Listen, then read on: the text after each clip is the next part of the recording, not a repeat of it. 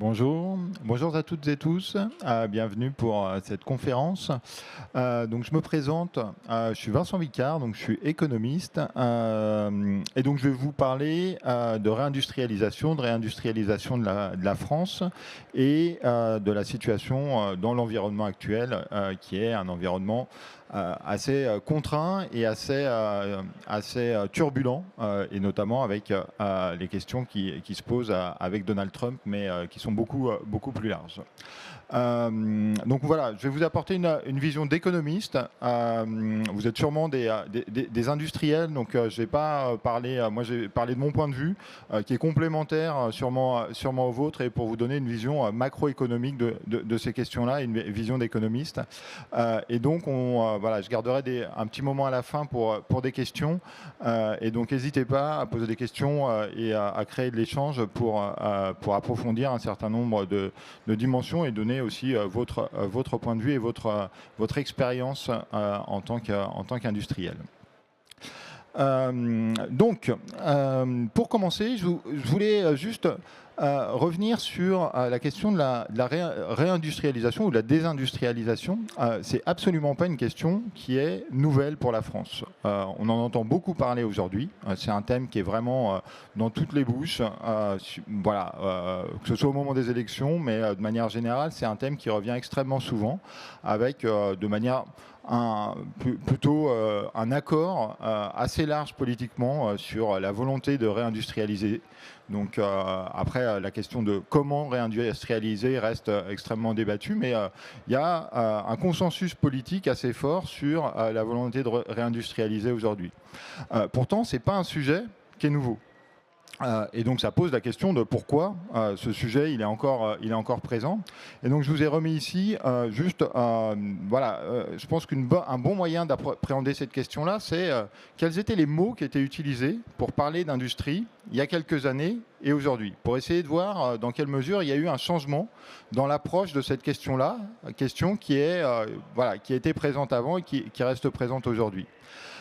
Donc j'ai pris les mots qui étaient utilisés en 2012. Alors ça n'a rien de scientifique, hein. J'ai demandé à un chatbot d'aller me rechercher les mots qui étaient associés à la question de la réindustrialisation en 2012. Pourquoi j'ai pris 2012 ? Parce que c'est un moment où il y avait déjà voilà, un discours politique et des mesures qui étaient mises en place sur la question de la réindustrialisation. Si vous vous souvenez, c'est l'arrivée au pouvoir de François Hollande. On avait un ministre du redressement productif, donc il y avait déjà cette volonté de réindustrialiser, qui est ensuite devenu ministre de l'économie, Arnaud Montebourg à l'époque. Donc, il y a eu un rapport qui a été extrêmement important, qui est le rapport de Louis Gallois. Louis Gallois, donc, qui est un aux fonctionnaires et ensuite dirigeants d'entreprises, notamment de ADS et de la SNCF, un rapport qui a été extrêmement influent sur le sujet, sur la question de la réindustrialisation et la compétitivité. Et puis, en 2012, il y a eu une mesure qui était une mesure vraiment phare du mandat de François Hollande, qui était le crédit impôt compétitivité emploi. Et donc le CICE, qui ensuite a été transformé en exonération de cotisations sociales sous le gouvernement d'Emmanuel Macron, mais qui avait vraiment cette volonté de compétitivité et donc de favoriser l'industrie et qui s'appuyait sur le rapport Gallois pour proposer justement ça. Et donc c'était déjà une époque où on parlait beaucoup de réindustrialisation, et donc les mots qui étaient associés à la réindustrialisation, vous voyez que le mot qu'on retrouvait le plus, c'était le mot compétitivité. Après, on retrouvait des questions voilà, on retrouve emploi, on retrouve désindustrialisation, relocalisation, automatisation, modernisation. Donc on a vraiment des questions qui ont trait soit à la compétitivité extérieure, et qui est en lien avec le déficit commercial qu'on connaissait à l'époque, qui était très lié, soit des questions qui ont trait plutôt à des questions de technologie. Donc l'automatisation, la modernisation en lien avec l'emploi. Puis on retrouve quelques éléments sur impact environnemental qu'on pouvait retrouver, ou souveraineté en tout petit, mais c'était assez peu associé à ça. Et aujourd'hui, si on regarde, si on fait le même exercice, mais pas pour 2012, mais 2024-2025, vous pouvez voir que les mots qu'on retrouve ont beaucoup plus trait, non pas à des questions de compétitivité, non pas à des questions de technologie ou de robotisation, d'automatisation, mais on retrouve la question de l'emploi, qui est centrale. Mais par contre, on a des questions d'autres sujets qui sont associés à l'industrie aujourd'hui. La question de la souveraineté qui revient. Alors on a le mot souveraineté, on a autonomie stratégique de temps en temps, des termes qui sont liés à des questions de sécurité économique ou de sécurité nationale. Et puis on a les questions de décarbonation, transition verte, bas carbone, qui se retrouvent aussi dans le traitement médiatique de la question de la réindustrialisation. Donc on voit qu'on a un changement dans la manière d'appréhender la question de l'industrie et la question de la réindustrialisation.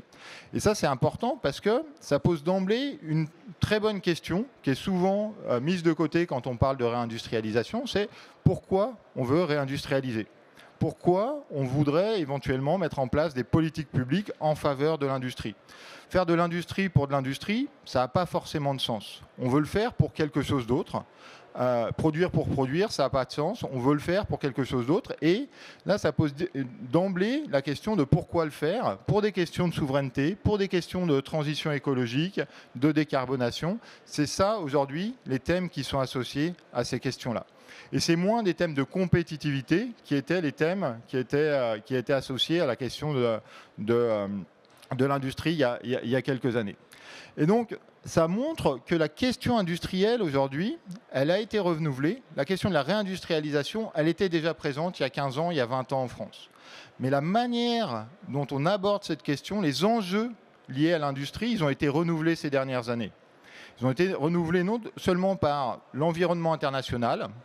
Et donc ici, je fais bien sûr référence à Donald Trump, mais Donald Trump, c'est juste un épiphénomène plus brutal, mais d'une tendance qui est une tendance de fond des relations internationales, à une dimension plus géopolitique des relations internationales. Et ça va avoir un impact direct sur l'industrie, sur ce qu'on veut faire de l'industrie.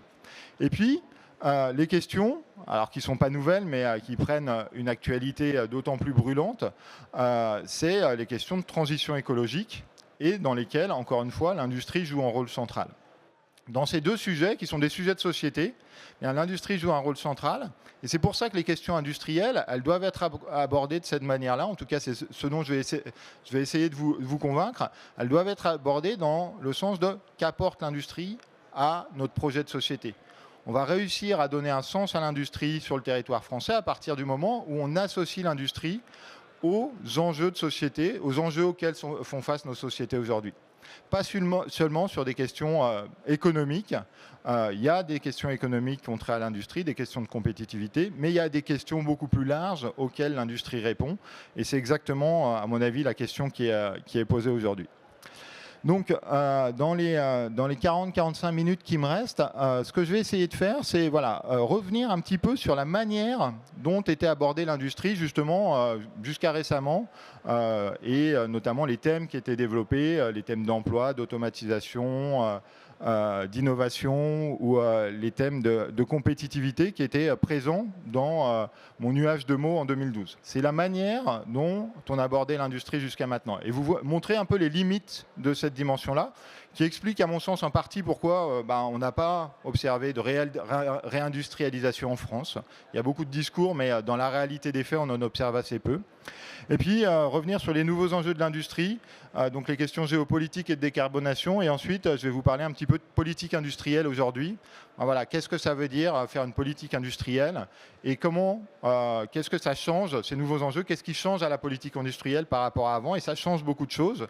Et on est vraiment dans une période de rupture de ce point de vue-là et de changement, et je dirais même de changement de paradigme pour l'Union européenne de ce point de vue-là.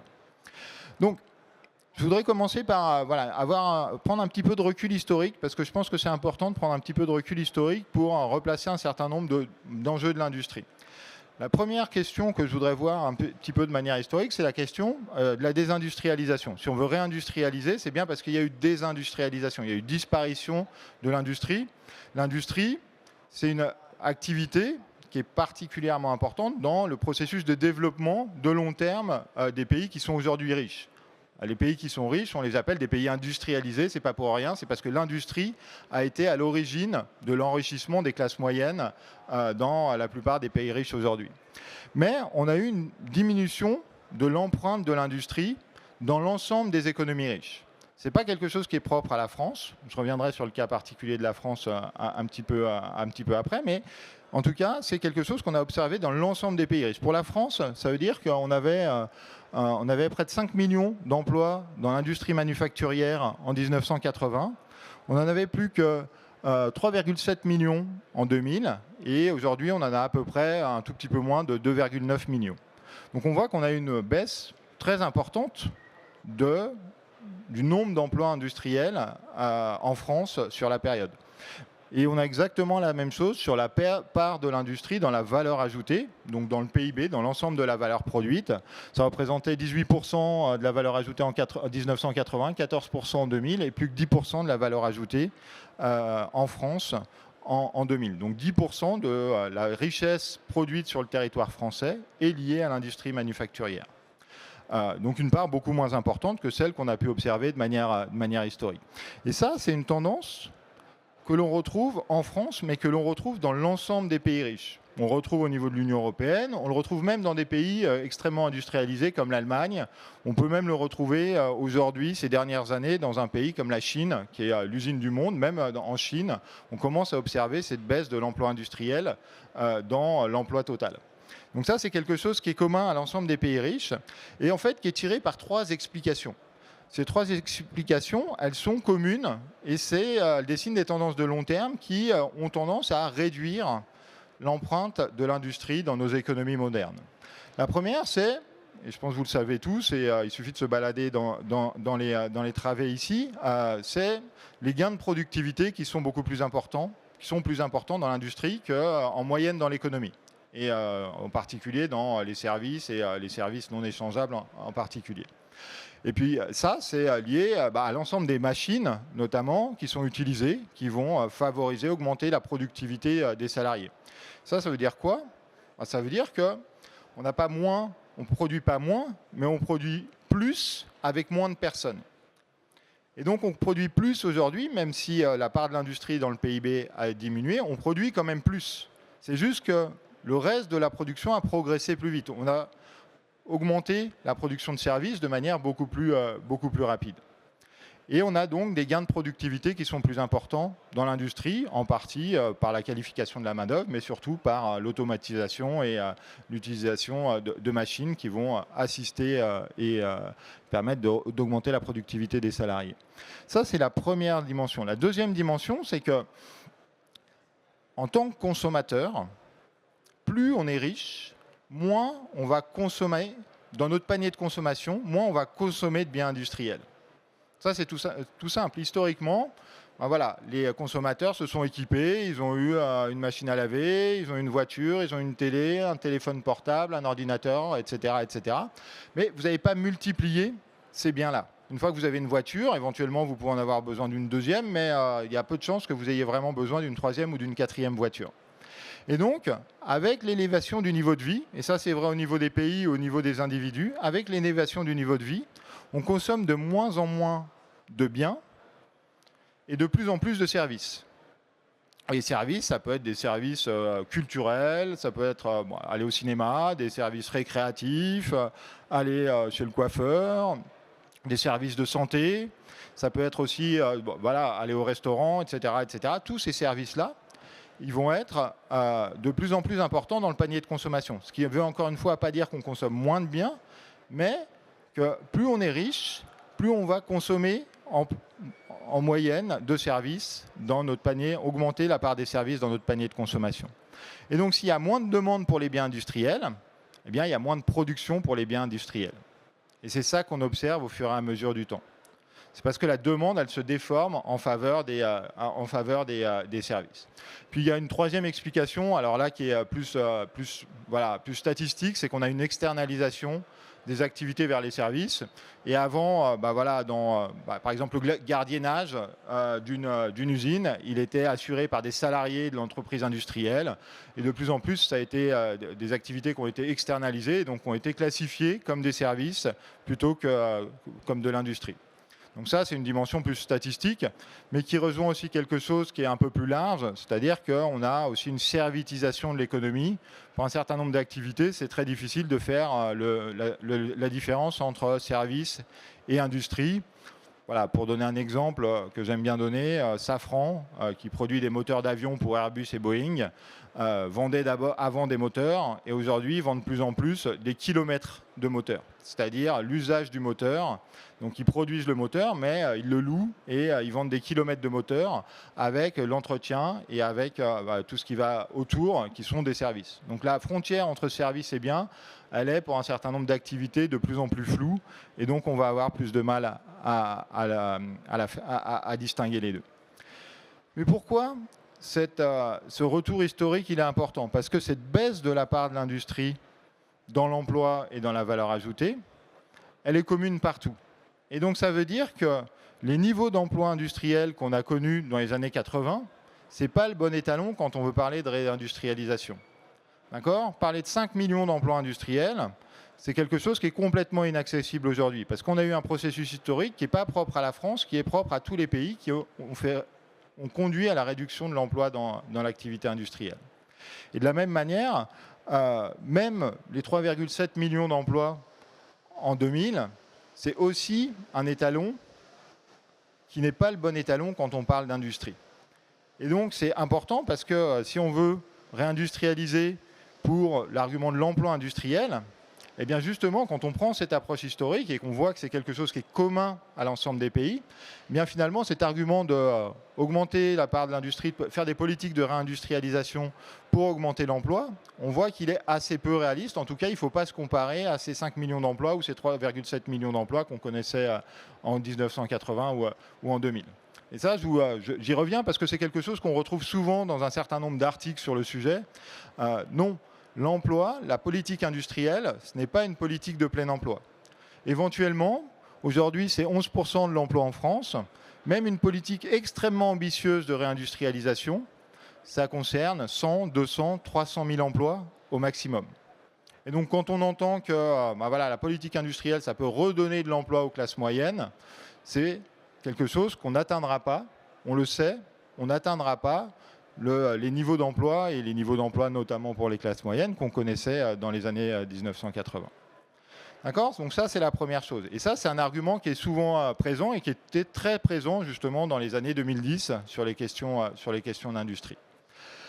Sur les questions d'emploi, donc en termes de nombre d'emplois, cet argument de l'emploi pour soutenir des politiques industrielles, il est assez faible. Il y a une question qui est liée à la qualité de l'emploi. Ce n'est pas les mêmes types d'emplois qu'on retrouve dans l'industrie et qu'on retrouve dans les services. Même si dans l'industrie, c'est extrêmement hétérogène, on a des types d'emplois qui sont très différents. Mais il n'empêche que dans l'industrie, on retrouve quand même plus d'emplois à des niveaux intermédiaires de salaire et avec, notamment pour certains, peu de qualifications initiales, peu de diplômes initiaux. Et ça, c'est quelque chose qu'on retrouve beaucoup moins dans les services. Dans les services, on a deux cas polaires. Les services échangeables, par exemple les services financiers, les services d'ingénierie, etc., où on a plutôt des hauts salaires, mais des hauts diplômes initiaux, et des activités qui sont plutôt des services non échangeables, par exemple les services à la personne, dans lesquels on a plutôt des bas niveaux de salaire et des bas niveaux de diplômes initiaux.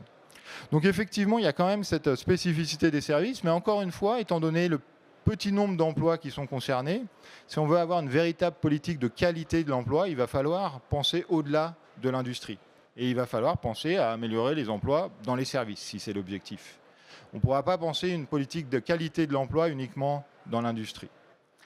Sur l'emploi, il y a quand même une dimension qui est intéressante et qui est importante à mon sens et qui est très pertinente, c'est la question de la répartition territoriale. L'industrie, on ne retrouve pas l'activité industrielle dans les mêmes bassins d'emploi qu'on retrouve les autres activités. Et c'est bien pour ça que les questions de désindustrialisation, elles sont particulièrement sensibles au niveau des bassins d'emploi. Et notamment, on l'a observé, des épisodes de très forte concurrence internationale, par exemple l'émergence de la Chine comme un concurrent sur certaines industries en particulier, ça a dévasté des bassins d'emploi parce que c'est des bassins d'emploi qui sont structurés par certaines industries. Et donc, on retrouve ces activités industrielles plutôt éloignées des métropoles dans les bassins d'emploi qui sont moins densément peuplés. Et la difficulté qu'il y a derrière, c'est que les autres activités qui se développent à la place de l'industrie, on ne les retrouve pas dans les mêmes bassins d'emploi. On les retrouve plutôt dans les métropoles. Par exemple, les services échangeables, on les retrouve plutôt dans les métropoles. Et donc, on a cette difficulté d'activités qui disparaissent dans certains lieux, d'activités qui émergent ou qui se déploient dans d'autres lieux. Et donc, comment connecter les deux? Et c'est une vraie difficulté. Et donc, c'est pour ça qu'il y a une vraie question d'inégalité territoriale liée à la désindustrialisation et une vraie question d'aménagement du territoire dans les politiques industrielles. Comment favoriser la réindustrialisation de certains territoires ou la transformation de certains territoires? Quel type d'activité on peut apporter dans ces territoires-là quand l'activité industrielle disparaît? C'est quelque chose qui est extrêmement difficile et on sait qu'on ne connaît pas les bonnes recettes en termes de politique économique pour lutter contre ça. Donc sur les questions d'emploi, c'est vraiment plutôt la question de la répartition territoriale qui est un argument qui est pertinent à mon sens, plutôt que les questions de quantité ou de qualité de l'emploi qui apparaissent moins pertinentes comme argument en faveur d'une politique industrielle. Sachant que le postulat de base, c'est qu'une politique industrielle, c'est coûteux, ça nécessite des dépenses publiques, et vous êtes tous au courant que c'est un sujet aujourd'hui, la question du déficit public en France. Donc ça, c'est pour la question de l'emploi. Il n'empêche que, je vous ai dit qu'il y avait une tendance à la désindustrialisation dans l'ensemble des pays riches. La France reste un cas particulier, dans le sens où on a eu une désindustrialisation, mais on a eu une désindustrialisation accélérée par rapport aux autres pays riches, à la plupart des autres pays riches. Donc la France, en gros, dans la première décennie des années 2000, la France a perdu un quart de son emploi manufacturier et un tiers de la valeur ajoutée manufacturière, de la part de l'industrie dans la valeur ajoutée manufacturière. Donc, il y a une baisse très importante, on est passé de 14% à 10% de la part de l'industrie dans l'activité manufacturière. Et ça a été beaucoup plus rapide que la plupart des autres pays. Il y a quelques pays qui sont similaires, les États-Unis, le Royaume-Uni par exemple, mais la plupart des pays européens ont connu une désindustrialisation beaucoup moins rapide. Et une des raisons pour ça, même la principale raison pour ça, c'est le creusement du déficit commercial en France. En France, entre 2000 et 2010, en 2000, on était dans une situation où on avait un excédent commercial. Et en 2010, à partir de 2004, on passe dans une situation de déficit commercial. Pourquoi c'est important? Pourquoi c'est relié à l'industrie? Parce que l'excédent ou le déficit commercial sur les biens, ça correspond à de la consommation et de la production de biens. Si vous avez un excédent commercial sur les échanges de biens, ça veut dire que vous produisez plus de biens que vous n'en consommez. Si vous avez un déficit commercial, ça veut dire que vous allez plus importer du reste du monde que produire vous-même. Et donc, quand vous avez un déficit commercial, ça veut dire que vous produisiez moins que ce que nécessiterait votre consommation de biens. Et donc, les pays qui ont un déficit commercial, ils ont connu une désindustrialisation plus rapide.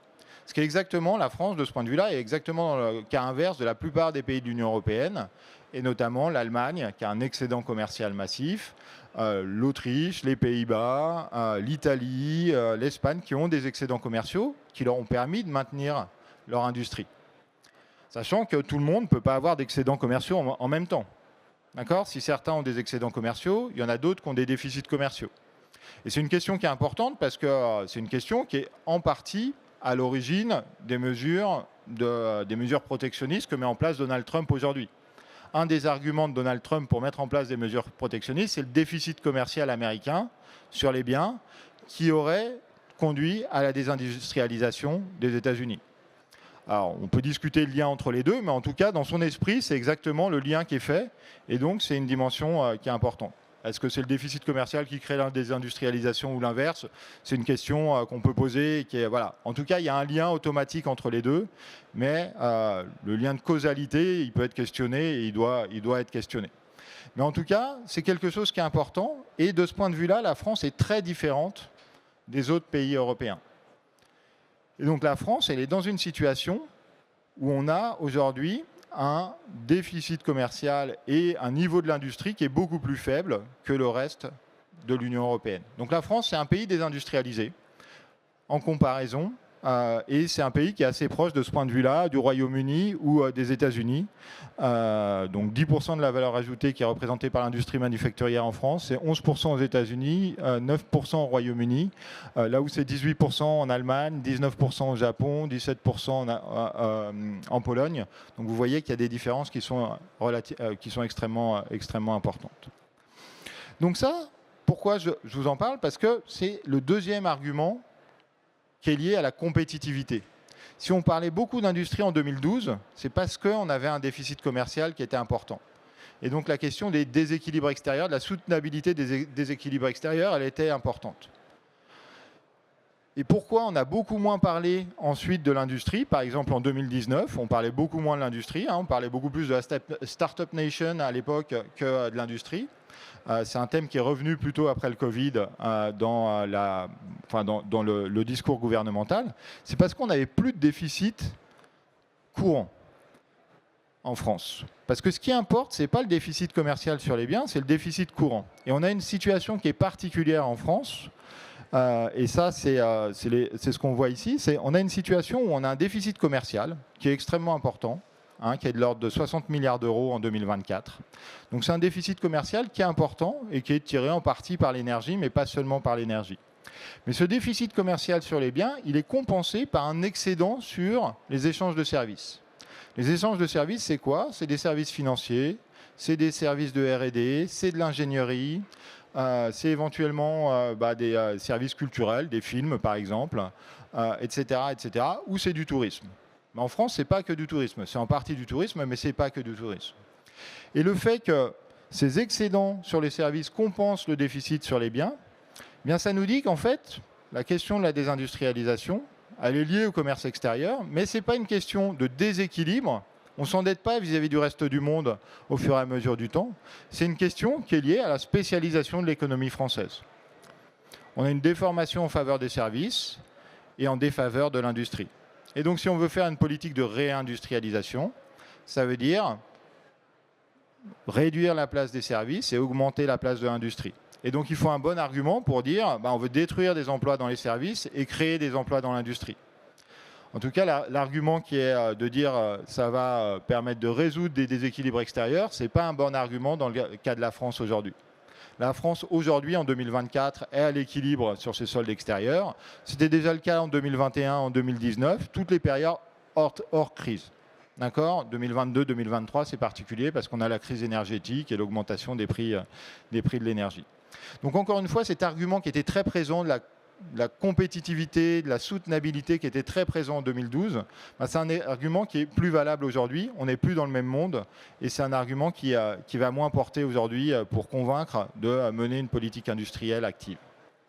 Dernier argument qui est souvent mobilisé et qui est lié aux questions d'automatisation et d'innovation, c'est que l'industrie, c'est l'activité qui réalise l'innovation technologique. Et ça, c'est lié à une statistique qui est souvent donnée, qui est que les entreprises industrielles représentent 70% des dépenses de recherche et développement. Donc les dépenses qui sont liées normalement à l'innovation et à l'innovation technologique. Alors c'est une réalité, les entreprises industrielles réalisent une bonne partie de la R&D, mais ça ne veut pas dire forcément qu'il faut avoir de la production industrielle sur son sol pour pouvoir faire de l'innovation technologique.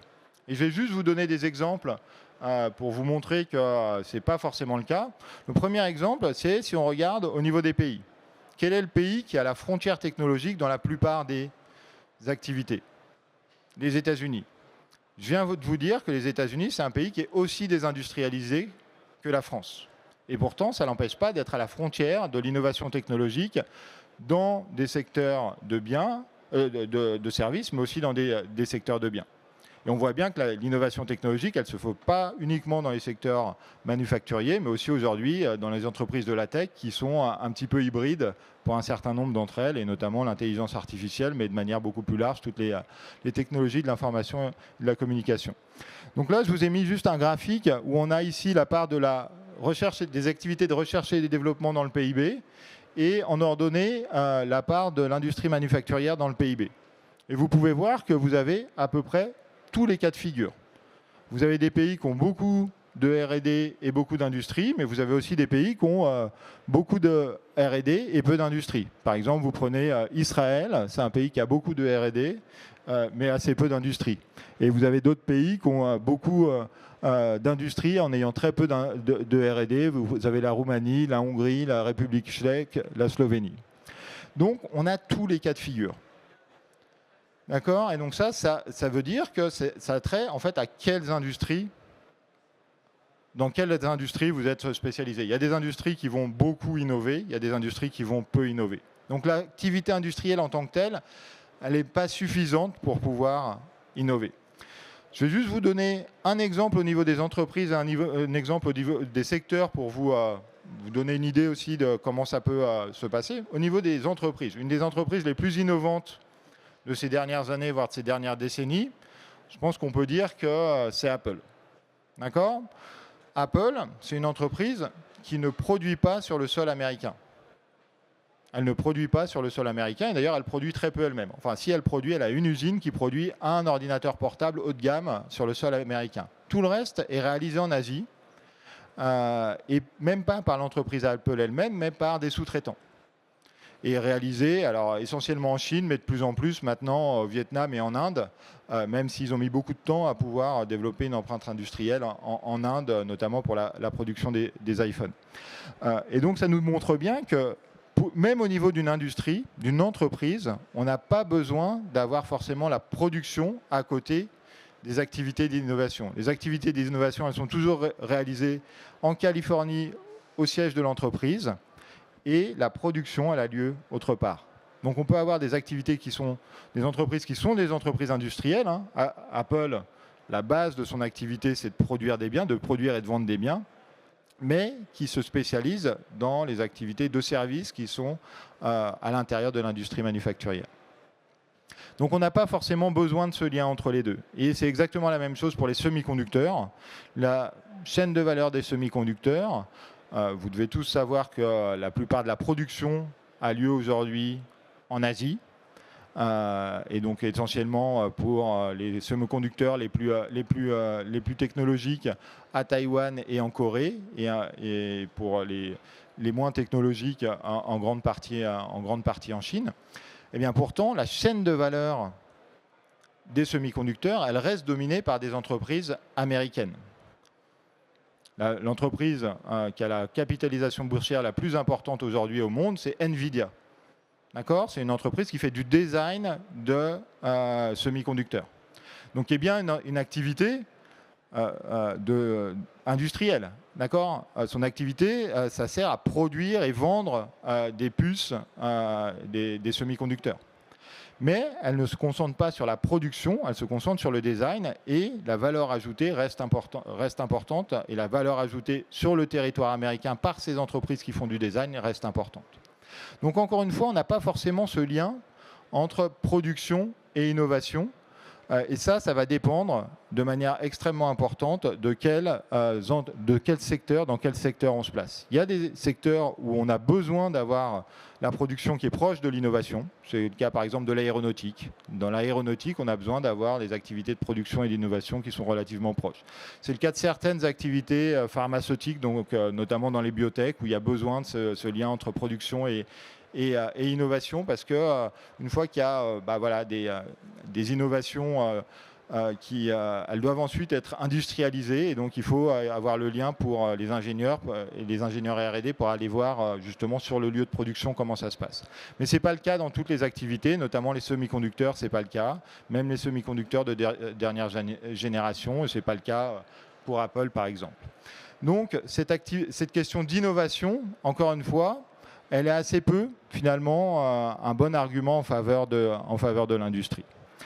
Et donc, j'en viens à ce qui me semble aujourd'hui être le cœur des arguments en faveur de l'industrie, et qui ont trait au changement qu'on a eu ces dernières années dans l'environnement international et dans les questions fondamentales, les questions de société les enjeux qui s'ouvrent pour nos sociétés. Donc, la première dimension, c'est l'environnement international. général, on parle d'environnement international plus géopolitique. Nous, les économistes, on a même inventé un mot, géoéconomie, qui n'existait pas, enfin qu'on n'utilisait presque pas, d'accord. Aujourd'hui, on parle de géoéconomie pour parler de cet environnement international qui est plus conflictuel. Alors, bien sûr, on a tous en tête Donald Trump depuis 10 mois, qui est en train de brutaliser les relations internationales. Ça, c'est une réalité. Mettre en place des droits de douane, revenir sur les règles du commerce international, les institutions du commerce international qui existaient depuis la Seconde Guerre mondiale, qui avaient été mis en place par les États-Unis depuis la Seconde Guerre mondiale.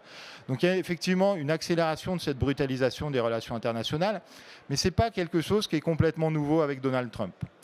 Cette question des fragilités, des dépendances liées au commerce international, elle est arrivée dans les débats publics, les débats économiques, à partir du moment, en gros à partir du Covid, où on a vu cette question des pénuries qui étaient associées à des productions lointaines. Alors la réalité, c'est que finalement les pénuries, elles ont assez peu été liées au fait qu'on produisait en Chine. Les masques, par exemple, elles étaient surtout liées au fait que du jour au lendemain, on a fait exploser la demande de masques.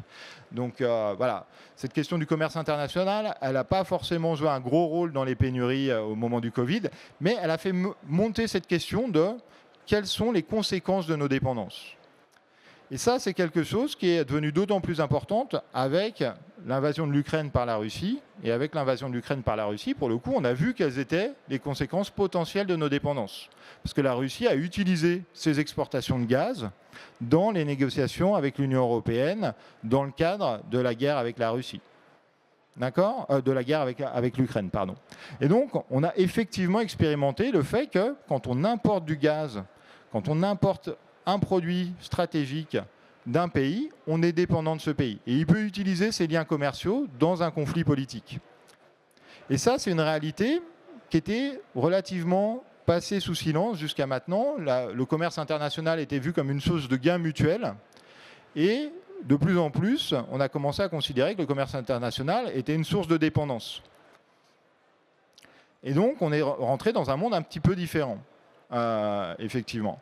Et puis, on a eu la confrontation commerciale entre les États-Unis et la Chine. C'était déjà le cas en 2018 lors du premier mandat de Donald Trump, mais ça a été renforcé, sachant qu'entre les deux, Joe Biden a continué cette confrontation avec la Chine. Joe Biden a même élargi cette confrontation avec la Chine, notamment sur le secteur des semi-conducteurs. C'est lui qui a commencé à mettre en place des sanctions sur les entreprises chinoises et des restrictions à l'exportation sur les technologies de semi-conducteurs vis-à-vis de la Chine. Donc on n'a pas eu une pause dans ce protectionnisme et une pause dans cette confrontation avec la Chine quand on est passé de Donald Trump 1 à Joe Biden. On a eu une continuité et c'est bien pour ça que l'arrivée de Trump pour un second mandat s'inscrit dans une continuité de la politique américaine, une continuité plus protectionniste, alors avec des formes différentes et des formes beaucoup plus brutales, mais s'inscrit dans une continuité. Et donc cette différence dans l'environnement international, on anticipe qu'elle va continuer dans les 3 prochaines années avec Donald Trump, mais sûrement dans le futur, on est sûrement rentré dans un monde qui est un monde différent de celui qu'on a connu depuis la Seconde Guerre mondiale et des règles du commerce international qui prévalaient depuis la Seconde Guerre mondiale. Pour quel système ? C'est une question qui est posée et à laquelle personne n'a la réponse. Donc ça, c'est du côté des États-Unis. On a aussi des enjeux de ce point de vue-là, du point de vue de la Chine. On l'a vu de manière très concrète récemment avec les restrictions sur les exportations de terres rares, qui étaient particulièrement importantes, mais aussi des restrictions sur les exportations de semi-conducteurs d'une entreprise néerlandaise qui ont failli mettre à l'arrêt l'ensemble de la production automobile européenne. Donc on a cette question qui se repose de dépendance, d'ouverture commerciale qui va créer des dépendances et qui va créer des vulnérabilités. Et donc dans ce cadre-là, l'industrie, elle joue un rôle fondamental parce que l'industrie, la réindustrialisation, c'est aussi moins dépendre éventuellement de l'étranger pour l'approvisionnement d'un certain nombre de biens ou de composants. Et donc la question qui est posée ici, c'est dans quelle mesure le commerce international va vraiment créer des vulnérabilités.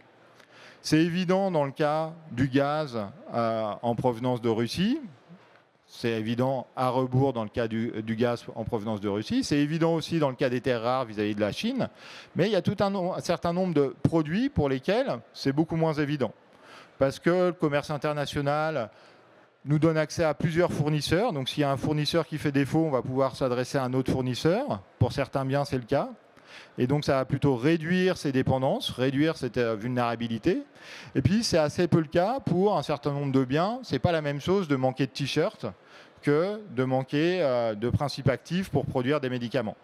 Et donc la question qui est posée aujourd'hui, et qui est une question qui est posée à l'ensemble des gouvernements, et l'ensemble des gouvernements aujourd'hui sont en train de réfléchir justement à quel est le périmètre de ces biens qui sont critiques ou stratégiques, qui sont nécessaires à la conduite de l'action publique et à la conduite de l'économie.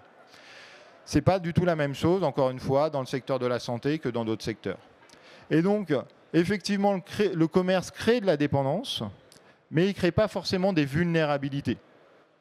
D'accord ? Et la question qui est posée aujourd'hui, c'est comment on réduit ces vulnérabilités tout en maintenant les gains au commerce. Et donc, comment on définit ce périmètre des biens critiques ou stratégiques sur lesquels on veut être moins dépendant. Et donc, une politique industrielle, dans ce cadre-là, elle a toute sa place. C'est des produits qu'on va vouloir produire sur le territoire national. Mais ce qui est important à comprendre là-dedans, c'est qu'on va changer de logiciel. C'est-à-dire que l'objectif de la politique industrielle ici, ça va plus être de maximiser la valeur ajoutée qui est produite sur les territoires, mais ça va être de réduire des risques. Et c'est exactement la logique qui prévaut, par exemple, dans le secteur de la défense depuis des années et des années. L'objectif du soutien au secteur de la défense, ce n'est pas de produire des armes. Produire des armes pour augmenter la valeur ajoutée, on préférerait investir dans autre chose. C'est parce qu'on pense qu'on a besoin de produire des armes sur le territoire national, parce qu'en cas de conflit, on a besoin d'avoir cette production sur le territoire national. C'est exactement la même chose qui va se poser, c'est le même type de question qui se pose et qui est élargie à d'autres secteurs. Mais on ne va pas maximiser la production, on va plutôt réduire l'exposition de nos économies et à des risques internationaux. Donc c'est quelque chose qui est différent et ça ne va pas augmenter le pouvoir d'achat, ça ne va pas augmenter la production, l'efficacité, ça va venir réduire un risque et c'est extrêmement différent. Et c'est bien pour ça que ça va être coûteux, c'est des politiques qui sont coûteuses et donc on ne peut pas appliquer à l'ensemble des produits, il faut bien définir sur quel périmètre on veut appliquer ça. Et c'est bien pour ça que dès qu'on parle de sécurité nationale, les politiques, et notamment la Commission européenne, est très prudent parce que dès qu'on parle de sécurité nationale, eh bien, ces questions économiques, elles sont plus prédominantes. Et donc, beaucoup de secteurs ont envie de rentrer dans ce cadre-là et d'être aidés sur des critères de sécurité nationale. Et donc, c'est le rôle du politique de définir ce périmètre. Et ça, c'est quelque chose qui est extrêmement difficile et qui est en cours. Personne n'a la bonne réponse là-dessus.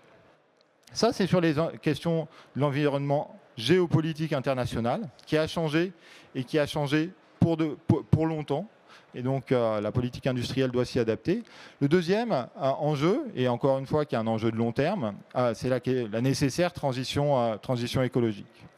Alors, je ne reviens pas sur les plans qui sont nécessaires à maintenir l'habitabilité de la Terre, qui nécessitent de réduire nos émissions de gaz à effet de serre. Il y a un double enjeu de l'industrie là-dedans.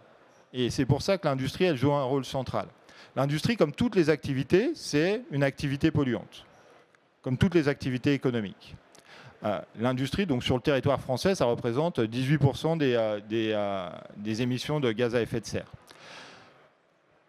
Donc, il y a un enjeu pour l'industrie de décarboner ses processus de production et de décarboner l'électricité ou les sources d'énergie qui sont utilisées dans ces processus de production. Ça, c'est vrai pour l'ensemble des activités et en particulier pour l'industrie. Et donc, il y a un rôle des pouvoirs publics d'aider ces industries, ces industriels, à trouver les procédés pour aller justement vers cette décarbonation. Et donc ça, c'est par exemple toutes les aides qu'on a, les aides aux 50 sites les plus polluants, un certain nombre d'aides qui sont mises en place, et puis les processus, enfin les mécanismes de taxation du carbone et éventuellement de protection avec la mise en place d'un mécanisme d'ajustement carbone aux frontières pour réduire les différences de compétitivité entre les producteurs nationaux et les producteurs étrangers à partir du moment où on commence à taxer le carbone sur le sol national. Ça, c'est un des éléments. Mais le deuxième élément, c'est que l'industrie, elle fournit les biens pour que les autres secteurs se décarbonent. Et ça, c'est fondamental et ça, c'est spécifique à l'industrie. Ça veut dire quoi? Ça veut dire que pour décarboner le secteur des transports, il faut des véhicules électriques. Il faudrait, on ne sait pas vraiment comment faire, mais il faudrait des avions bas carbone. Il faut des bateaux, des porte-containers bas carbone, etc., etc. Et donc ça, c'est l'industrie qui doit fournir ses biens pour décarboner le secteur des transports. C'est pareil pour le secteur de l'électricité, de la production d'électricité. C'est l'industrie qui doit produire les panneaux photovoltaïques, qui doit produire les éoliennes, etc., etc. C'est pareil pour le secteur du logement. C'est l'industrie qui doit produire les matériaux de construction qui vont permettre de décarboner, d'isoler et de décarboner. C'est de produire les pompes à chaleur, etc., etc. Donc l'industrie, c'est elle qui fournit l'innovation et qui va pouvoir développer ces nouveaux secteurs qui sont en développement aujourd'hui. Et donc ça crée des enjeux parce que ça crée des enjeux de transition industrielle. On est en train de le voir aujourd'hui avec l'automobile. Eh bien, le passage du moteur thermique au moteur électrique, qui est nécessaire, voilà, il y a un objectif en 2035 de fin de vente de moteurs thermiques. C'est nécessaire pour décarboner nos économies. C'est pas parce que c'est pas pour le plaisir qu'on l'a mis. C'est nécessaire pour atteindre nos objectifs de réduction des gaz à effet de serre à l'horizon 2050.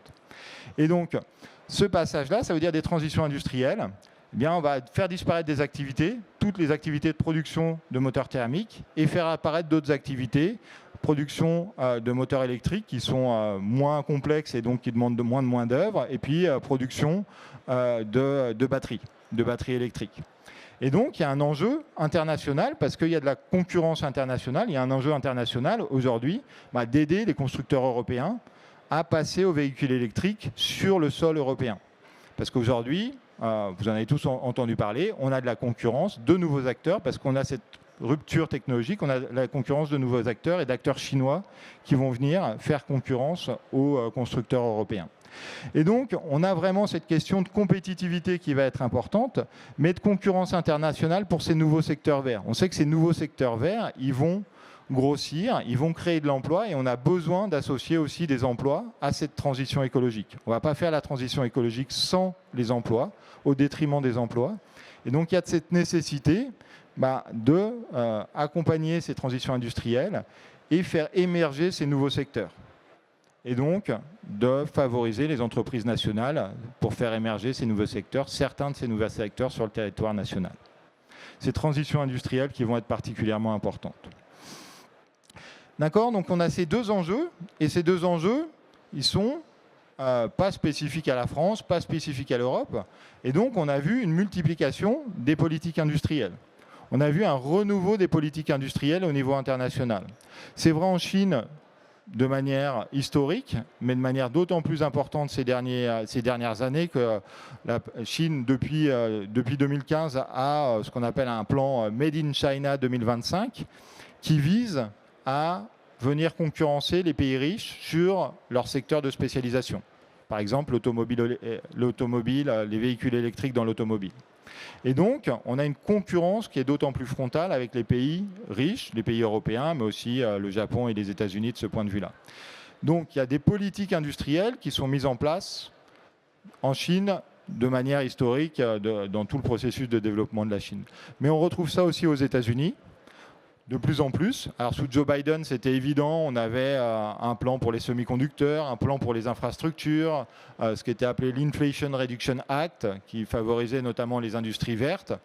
Alors il y en a une partie qui a été remise en cause par Donald Trump, avec une politique qui est un petit peu différente, avec des droits de douane massifs, mais qui vise quand même à faire revenir, alors pour l'instant c'est pas très efficace en termes d'emploi industriel, mais qui vise quand même à faire revenir l'emploi industriel aux États-Unis par rapport à ce qui se passait dans ces dernières années. Donc il y a quand même des politiques industrielles, même sous Donald Trump, de manière différente, mais il y a des politiques industrielles. Donc c'est vrai aux États-Unis, c'est vrai en Chine, c'est vrai aussi au Japon, en Corée, etc., etc. On retrouve des politiques industrielles dans l'ensemble du monde.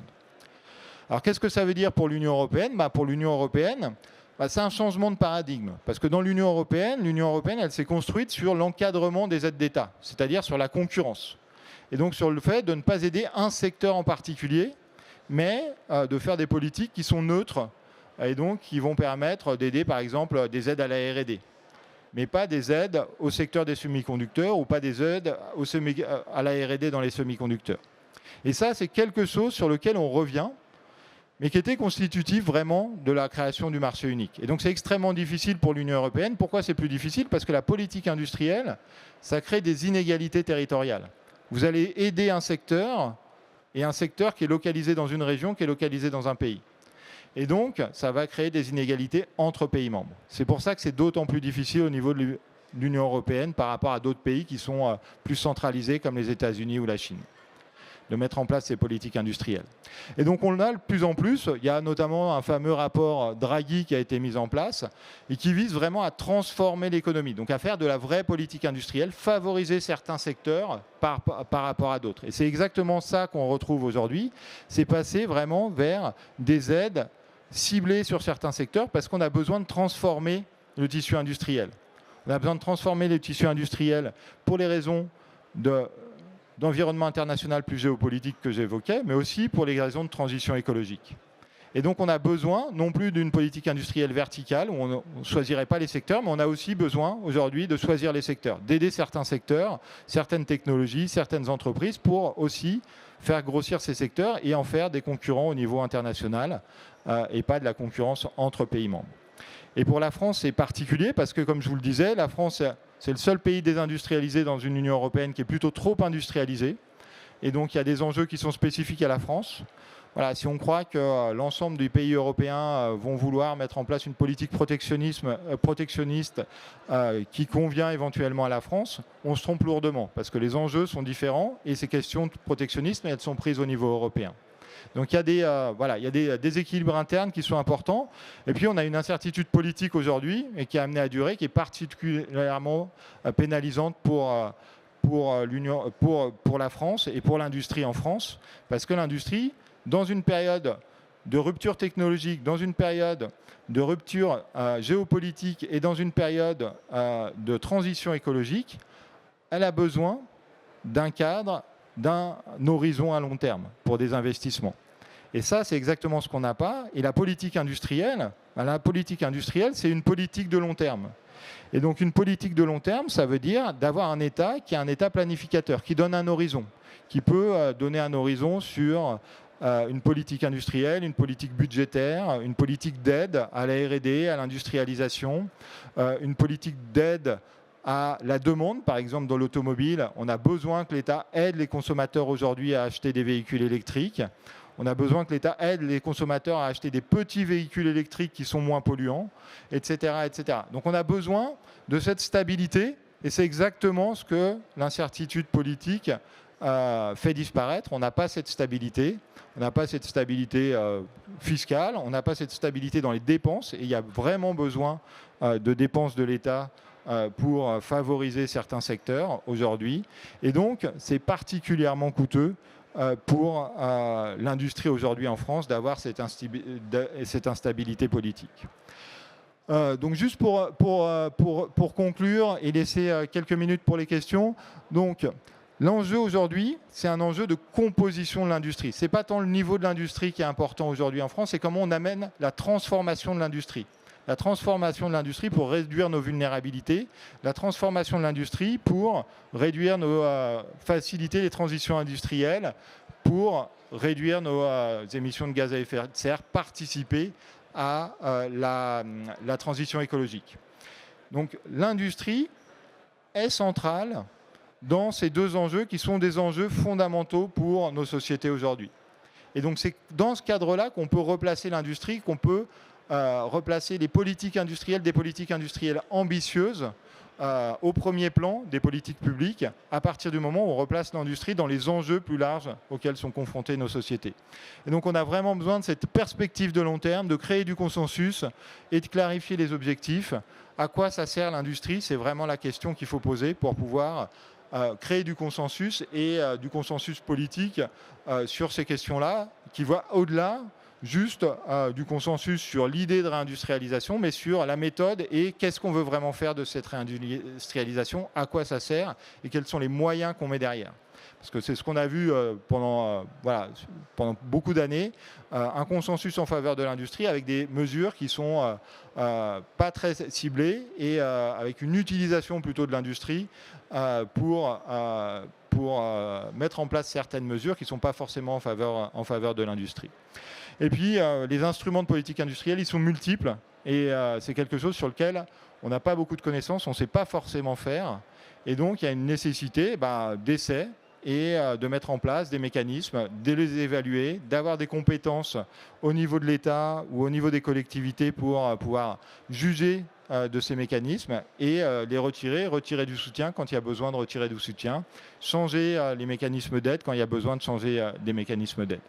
D'accord ? Donc c'est quelque chose qui doit être mis en place. On doit recréer des compétences pour ça, au niveau de l'État, au niveau des collectivités, et puis au niveau aussi des collectifs industriels, des collectifs salariaux, des collectifs de citoyens, pour recréer un consensus et de la compétence et de la capacité à jouer sur le tissu industriel. Voilà, je vais m'arrêter là. Merci de votre attention. Je me fais un peu d'autopromotion. Donc, il y a un certain nombre des éléments que j'ai évoqués ici, que vous allez retrouver dans un livre que j'ai fait aux éditions Plus, qui s'intitule « Faut-il réindustrialiser la France ?» de manière un peu provocatrice, mais vous retrouvez un certain nombre des éléments que j'ai évoqués aujourd'hui. Voilà, il nous reste quelques minutes pour des questions. Si vous avez des questions, n'hésitez pas.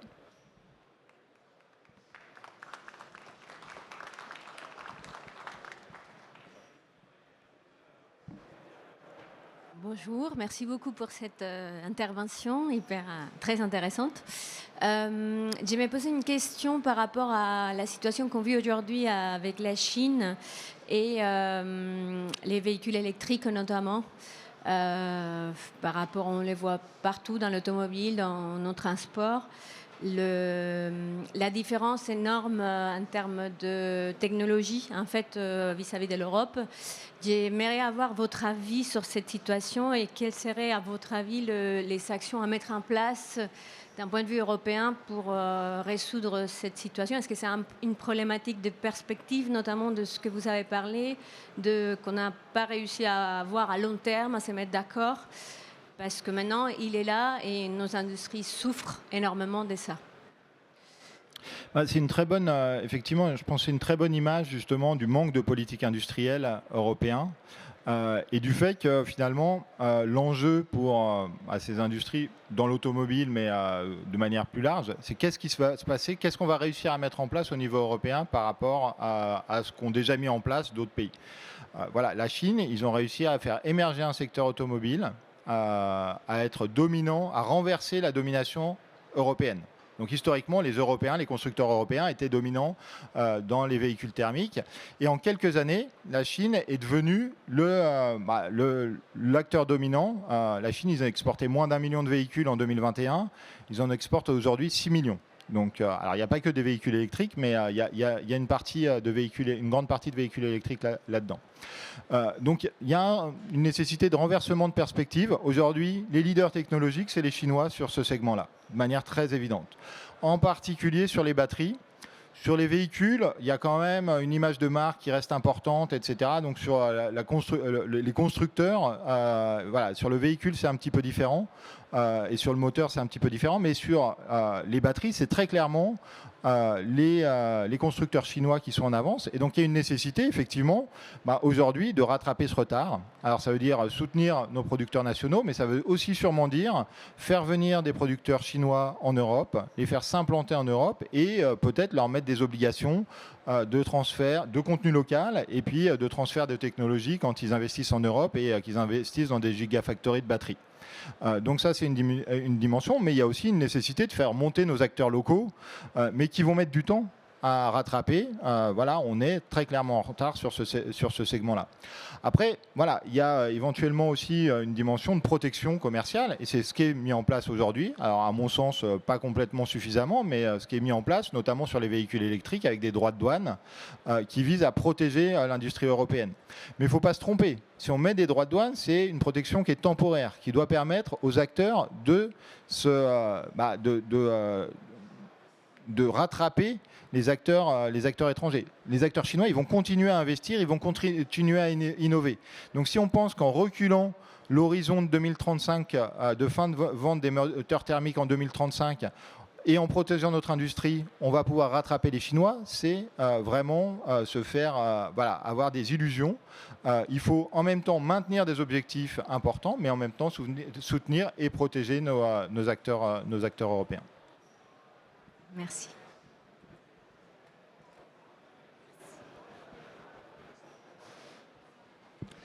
Eh ben, très bien, merci beaucoup. On est pile dans les temps. Donc, merci beaucoup pour votre écoute et votre attention. Et voilà, n'hésitez pas si vous avez d'autres questions, je suis disponible. Au revoir.